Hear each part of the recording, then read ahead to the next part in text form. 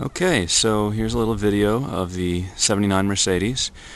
Just wanted to kind of walk you through everything that popped out at me all around the car. First of all, here's the driver's side dent. As you can see, it's not deep, but it is kind of around a little ways. And yeah, really not too bad. There's also a little nick of paint here, so that might be nice to replace as well. Also, like I said, the antenna gets a little frozen sometimes. And here's the back of the car, all pretty nice. Going down the side here a bit, sorry about the shadows of the tree there. And we're going to work our way over to looking at the rust spot, which is down here on the passenger side. There it is, not too big, just a little spot right here.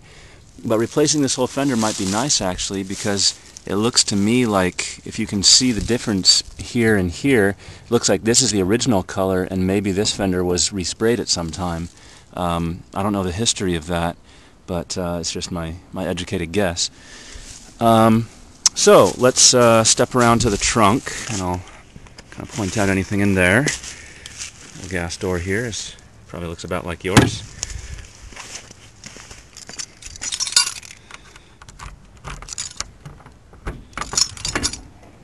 Okay, I just got a brand new spare tire, and of course that would normally sit underneath this compartment here, but yeah, just went and got that today. A couple of fluids and some things like that.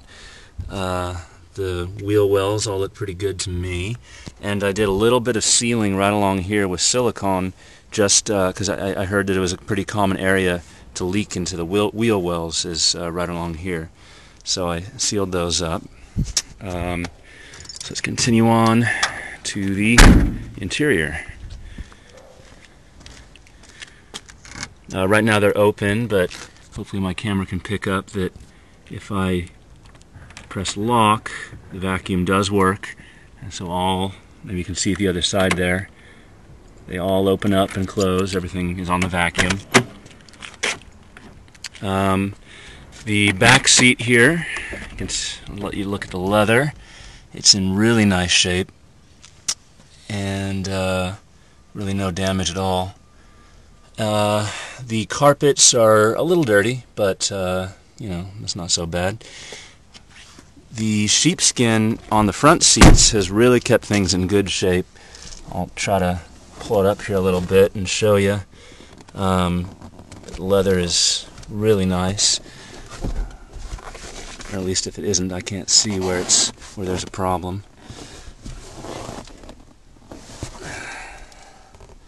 Probably sorry about that, not enough sunshine. Yeah, let me get it started here and then I'll pop the hood. So it's a little warmed up right now.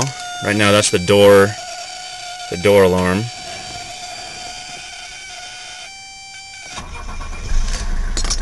Off it goes. And I'm going to pull the hood here. There it is.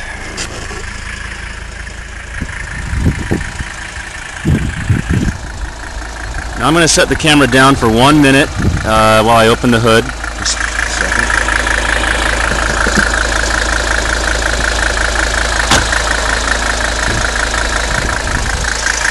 Okay, there it is. All of its glory. New radiator, and here is that new ACC. You can see when the old ACC had its problem, it sprayed some coolant up here, and that's why that's deteriorated. It's idling pretty smooth for a diesel, I think. There is, I don't know if my camera can pick it up, but there is some oil drippiness. I'm not sure if you can hear me. There is some drippiness. Probably after about, I don't know, 3 or 4 months, I had about that much oil dripping down. It's really not that much for a diesel, but it does exist. You can sort of see it around in this area here. But yeah, it doesn't really lose much oil. The fluids are always seem pretty well topped off, and yeah, it runs real nice. So I'll go through some of the interior things now. One thing I have noticed is that the buzzer for the headlights, when they're on and the key is out or open, it doesn't buzz. So I actually have, I don't know if it was disconnected or what, but I have another, the little buzzer unit. If you feel like replacing it, you certainly may. Let's try the windows. So this is this guy here. That one's working good. Here's driver.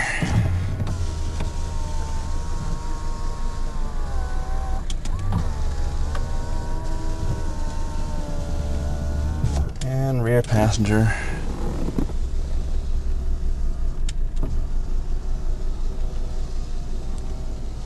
Now the one that doesn't seem to work, and I really don't know why, if it's electrical or vacuum, is this one here.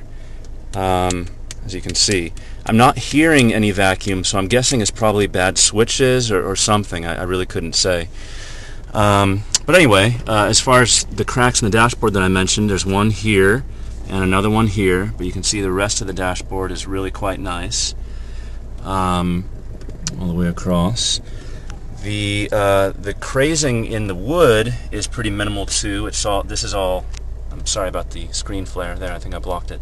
This is all pretty nice, and the crazing is usually a little down lower, right here by the heater panel. You can see those a little bit, and a little bit down in this area too. Stereo does work. A little ZZ Top here, I guess. So there that is. And let's take it for a spin. I'm gonna try to drive with the video running and see how that goes. Just go around the block or something like that. And it's pretty darn smooth. Steers real nice. And if I get on it, you can hear that turbocharger kicking in, and it's pretty nice. The brakes are real nice and smooth and very strong for such a heavy car. And yeah, unfortunately I don't have a highway around here, but it's pretty smooth on the highway too. I've heard that basically what you want to watch out for is if it shudders at highway speeds, then you know you kind of got a problem with the drive shaft bearing, and this really doesn't seem to have that problem at all. As long as we're stopped here, I'll walk through the air conditioning. So we'll go auto low, auto high. So there it's now blowing. Get the air conditioner on. You can hear that slight change in tone, knowing that it's blowing. That the air compressor is on. That is.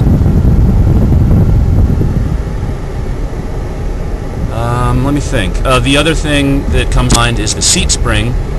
From people getting in and out, is a little worn on the left-hand side. And there's a kit for about $48 that seems to work really well. Or if you're not feeling like spending that $48, you can also just kind of use hardware store parts, and it'll go pretty well. So here, got that turned off now, and this is an average idle. It's very, very smooth. Occasionally you'll pull up to some stop signs, and I guess just something about the way the car is sitting, it'll idle a little bit rougher. But I think that's less about the engine and more just about, just about kind of the way that the car is sitting, the natural frequencies of the car. Let's see. Yeah, I'll zoom one more time up the hill here. Kind of show you. So nice, smooth, shifting transmission. Really doesn't buck hard or anything like that, nor is it slushy or weak. It's really quite nice, and this is a tight little cul-de-sac up here, but as I mentioned in my email, the turning radius of these things is just incredible for such a big car. All cars should be so lucky, I suppose. So it looks like we're approaching about 10 minutes now, and I think that's probably going to be just about as much time as YouTube is going to allow me. So yeah, hopefully that will have answered any questions you may have, and feel free to, if you want a look at anything else. Oh, and one more thing. Here is all the paperwork that goes back quite a ways. There's just DMV stuff, but also this is a service record here with just years of good stuff in there. Yeah, hope you enjoyed the video, and give me a call whenever you can.